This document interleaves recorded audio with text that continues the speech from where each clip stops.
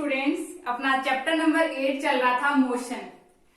उसमें टॉपिक पढ़ रहे थे equation of motion.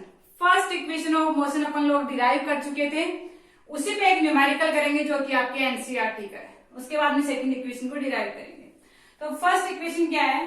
First equation थी आपकी v equals to u plus a t. ये इक्वेशन थी, फर्स्ट अपन डिराइव कर चुके हैं और उसी पे ये आपका एक न्यूमेरिकल है। न्यूमेरिकल में क्या दिया हुआ है? A car accelerate uniformly from 18 kilometre per hour to 36 kilometre per hour, यानी ये आपकी क्या दी हुई है? Initial velocity. कार ने 18 किलोमीटर पर आवर की स्पीड से चलना स्टार्ट किया था और हो कितनी गई है वेलोसिटी? 36 किलोमीटर पर आवर, यानी ये क्या होगी इसकी फाइनल वेलोसिटी इन 5 सेकेंड। तो ये क्या दिया हुआ आपको? टाइम। अब टाइम दिया हुआ है आपको ऐसा यूनिट में, सेकेंड्स में, लेकिन वेलोसिटी की ऐसा यूनिट क्या होती है स्टूडेंट्स? मीटर पर सेकेंड। लेकिन यहाँ पे क्या दिया हुआ है? Kilometre per our. इस किलोमीटर पर आवर से सोल्व करोगे, आपको अगर एमसीक्यूज आ गया तो डेफिनेटली आपको ऑप्शन में जरूर मिलेगा। और अपन जल्दी से 18 माइनस 36 कर देते हैं, इक्वेशन में रखते हैं और ए की वैल्यू कैलकुलेट कर लेते हैं, वो जरूर आपको ऑप्शन में मिलेगी। तो पहले चेक करो कि ये ऐसा यूनिट में दिया हुआ है, पहले ऐसा यूनिट में कन्वर्ट करो आपकी वेलोसिटी को। तो पहले मैं वैल्यू लिख रही हूँ, यहाँ पे वैल्यू दी हुई है यू की। इनिशियल वेलोसिटी कितनी दी हुई है? 18 किलोमीटर पर आवर। पहले इसको मीटर पर सेकंड में कन्वर्ट करेंगे क्योंकि ऐसा यूनिट में चाहिए। तो मीटर पर सेकंड में, किलोमीटर में कितने मीटर होते हैं? हाँ, 1000, यानी किलोमीटर को मीटर में कन्वर्ट करना हो तो 1000 से मल्टीप्लाई कर दो अपॉन आर। 1 आवर में कितने सेकंड्स होते हैं? 3600 सेकेंड्स। ये मर गए 18 यानी 5 मीटर पर सेकेंड आपकी इनिशियल वेलोसिटी है। किसकी वैल्यू आ गई है? यू की। अब मैं बात करती हूँ वी की। वी भी तो किलोमीटर पर आवर में दिया हुआ है, तो पहले इसको भी कन्वर्ट करेंगे अपन मीटर पर सेकेंड में। तो वी दिया हुआ है स्टूडेंट्स आपको 36 किलोमीटर पर आवर। तो 36 किलोमीटर को मीटर में कन्वर्ट करेंगे 1000, आर को सेकंड्स में कन्वर्ट करेंगे 3600, यानी 10 मीटर पर सेकेंड। ये आपकी आ गई है फाइनल वेलोसिटी। पूछा क्या है students? Calculate the acceleration of the car. Car का एक्सीलरेशन पूछा है। टाइम आपको दिया हुआ है कितना? t equals to 5 seconds. 5 second दिया हुआ है स्टूडेंट्स। एक पूछा है, सारे पैरामीटर दिए हुए हैं, अपन फर्स्ट इक्वेशन में वैल्यू पुट करेंगे और डेटा कैलकुलेट करेंगे। तो फर्स्ट इक्वेशन है v equals to u plus 80। v की वैल्यू कितनी आई है स्टूडेंट्स? 10। u कितना आया था अपना? 5 प्लस a अपने को कैलकुलेट करना है, t अपने को दिया हुआ है 5। जैसे ही अपन इसको मैथ्स को सोल्व करेंगे तो a इक्वल्स टू कितना हो जाएगा? 10 माइनस आके इधर माइनस हो जाएगा 5 डिवाइड बाई 5, कितना आया? 1। और एक्सीलरेशन की यूनिट क्या होती है स्टूडेंट्स? मीटर पर सेकेंड स्क्वायर। यूनिट्स बहुत बड़ा रोल प्ले करती हैं। फर्स्ट क्लास में कहा था मैंने, मार्क्स कटेंगे अगर आपने यूनिट नहीं लिखी है। तो 5 मीटर पर सेकेंड स्क्वायर किसकी होती है? एक्सीलरेशन की। ये था स्टूडेंट्स अपना न्यूमेरिकल जो कि फर्स्ट इक्वेशन ऑफ मोशन पे बेस्ड था।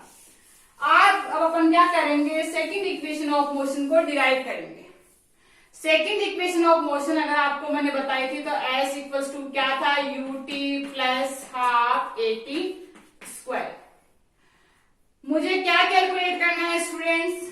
s के आपकी पोजीशन यानी डिस्टेंस या डिस्प्लेसमेंट, डिपेंड करता है। शॉर्टेस्ट पाथ दिया हुआ है तो डिस्प्लेसमेंट है, और एक्चुअल पाथ कवर दिया हुआ है तो ये डिस्टेंस है।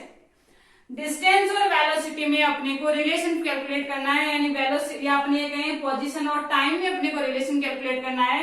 तो अपन सेकंड इक्वेशन को डिराइव करेंगे। अब अपन ग्राफ वही लेंगे जो अपन ने फर्स्ट इक्वेशन के लिए लिया था। फर्स्ट इक्वेशन में अपन ने लिया था वेलोसिटी टाइम ग्राफ, तो मैंने वेलोसिटी टाइम ग्राफ ही लिया है, वो भी यूनिफॉर्म एक्सीलरेशन के लिए। यानी यूनिफॉर्म एक्सीलरेशन का ग्राफ होता है आपका स्ट्रेट लाइन ग्राफ, वो मैंने ड्रॉ कर दिया। यहाँ पे जो कि आपकी इनिशियल वेलोसिटी थी और बी यहाँ पे आपकी फाइनल वेलोसिटी थी, और इनको मैं पैरामीटर्स नाम दे देती हूँ A B C D and O। Okay students, अब फर्स्ट इक्वेशन में तो अपन ने वी यू टी और इन्हीं में रिलेशन था क्योंकि सारे पैरामीटर डायरेक्ट दिए हुए थे। इस बार तो किस में आ रहा है, डिस्टेंस डिस्प्लेसमेंट, यानी अपन ये कहें पोजीशन के रेस्पेक्ट में आ रहा है। तो ये तो वेलोसिटी टाइम ग्राफ है, इसमें डिस्टेंस कहाँ है, इसमें तो डिस्टेंस दिखाई नहीं दे रही अपने को, ना डिस्प्लेसमेंट दिख रहा है। जो भी हो डिस्टेंस और डिस्प्लेसमेंट की बात करें वो अपने को दिख नहीं रहे हैं इसमें। तो अपन पहले इस ग्राफ से डिस्टेंस और डिस्प्लेसमेंट कैलकुलेट करेंगे। तो अगर मैं आपको याद दिलाऊं तो आपको कुछ याद हो तो ऐसा फॉर्मूला था अपना, स्पीड इक्वल्स टू होता है डिस्टेंस अपॉन टाइम, और अगर अपन इसी की वेक्टर फॉर्म लेंगे तो velocity equals to displacement upon time ले लेंगे। तो अगर मुझे डिस्टेंस कैलकुलेट करनी होगी यहां से तो क्या हो जाएगा, speed into time, speed into time. और जहां पे स्टूडेंट्स मल्टीप्लीकेशन की बात होती है वहां पे मैथ्स ये कहती है कि वहां आपको एरिया कैलकुलेट करना है। जैसे फॉर एग्जांपल आपने 2 पाई आर सर्कल का सरकमफेरेंस, पाई आर स्क्वायर आपने क्या लिया है एरिया, कहीं ना कहीं मल्टीप्लाई हो रहे हैं पाई आर और आर, तभी तो पाई आर स्क्वायर है 4/3 पाई आर क्यूब। स्क्वायर की बात करते हो तो मल्टीप्लाई कर रहे हैं ना आप, जहां पे मल्टीप्लीकेशन की बात आ रही है इसका मतलब वो एरिया की बात कर रहा है आपसे। तो अपन इस ग्राफ का एरिया कैलकुलेट करेंगे क्योंकि ये वेलोसिटी टाइम ग्राफ दिया हुआ है और अपने से पूछा क्या है, डिस्टेंस या डिस्प्लेसमेंट। तो इसके लिए अपन इस ग्राफ का एरिया कैलकुलेट करेंगे, यानी इस ग्राफ ने कितना एरिया कवर्ड किया है।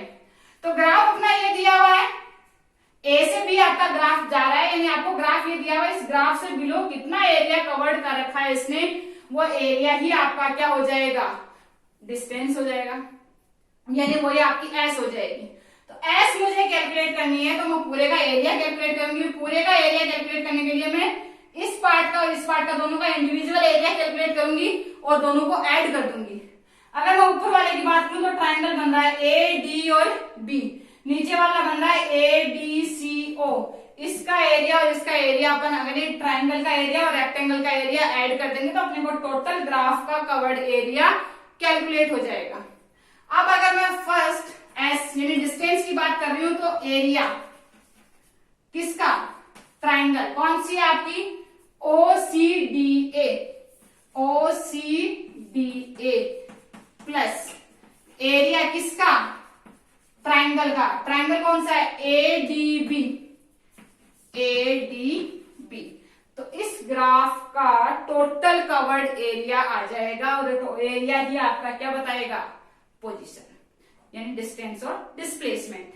तो ये एरिया अपने को कैलकुलेट करना है। इस एरिया को कैलकुलेट करने के लिए मैंने इसको दो पार्ट्स में तोड़ दिया है, ट्राइंगल का एरिया और रेक्टेंगल का एरिया। अब अगर मैं बात करूं तो रेक्टेंगल का एरिया क्या होता है, लेंथ इंटू विड्थ। तो लेंथ कितनी दी हुई है ये स्टूडेंट्स, ओ ए, तो मैंने यहां पे लिख दिया है O A into O C into O C plus triangle का एरिया का फॉर्मूला क्या होता है, 1/2 हाइट इंटू बेस। तो 1/2 इंटू हाइट कितनी है बीडी, क्योंकि ट्राइंगल ये ले रहे हैं स्टूडेंट्स अपन, ये वाला ट्राइंगल है, हाइट कितनी है बीडी इंटू बेस कितना है एडी। रख दी है इतनी कहानी। आप देखो इनकी वैल्यू रखते हैं, किसके इक्वल चल रहे हैं ये, एस के। ओ ए, ओ ए आपका कितना है यू, ओ ए आपका कितना है u, तो मैंने यहाँ पे वैल्यू पुट कर दी है u इंटू ओसी, ओसी ओसी कितना दिया हुआ है t प्लस हाफ बीडी कितना दिया हुआ है स्टूडेंट्स, बीडी, बीडी ये है आपका, तो बीडी के तो कोई वैल्यू नहीं दी हुई है, मैं बीडी को एज इट इज पुट कर देती हूँ इंटू एडी, एडी कितना दिया हुआ है वापस से t, तो यानी t। अब अगर मैं बात करूं तो मुझे क्या चाहिए, इक्वेशन क्या है आपकी, s equal to u t plus half a t square. तो देखो यूटी तो आ रहा है अपना, प्लस हाफ भी आ रहा है, बीडी की जगह ए और आ रहा है यहाँ पे। ए का मतलब है आपको एक्सीलरेशन कैलकुलेट करना है, तो अपन क्या कैलकुलेट करेंगे, एक्सीलरेशन। इसको मैंने इक्वेशन नंबर 1 कर दी है। ए कैलकुलेट करना है, ए change in velocity upon time. Acceleration की डेफिनेशन यही होती है, change in velocity upon time. Change in velocity you से वी, यही तो हो रहा है, कितना वेलोसिटी चेंज हो रही है बीडी, तो बीडी अपॉन टाइम। यहां से अगर मैं बीडी कैलकुलेट करूं तो क्रॉस मल्टीप्लाई कर देंगे, यानी 80 ये हो गई आपकी इक्वेशन नंबर 2। अब अगर आप इक्वेशन 1 को और 2 को देखोगे तो यहाँ पे BD है और BD की वैल्यू कितनी है 80। ये 80 अपन यहाँ पुट कर देंगे तो आपके पास इक्वेशन बन जाएगी। तो मैं वही काम कर रही हूँ, यहाँ पे पुट कर रही हूँ value S equals to UT as it is U into t plus half. BD की वैल्यू कितनी है 80 और एक टी और था पहले से यानी टी स्क्वायर। और यही आपकी क्या है सेकेंड इक्वेशन ऑफ मोशन जिसको अपन डिराइव करना चाह रहे थे। Okay students, thank you. Next class में अपन इक्वेशन ऑफ मोशन की थर्ड इक्वेशन को डिराइव करेंगे। ओके स्टूडेंट्स, तब तक के लिए आप एनसीईआरटी से इन पे बेस्ड प्रॉब्लम्स को सोल्व करते रहें और कोई डाउट हो तो मुझसे पूछ लें। Thank you.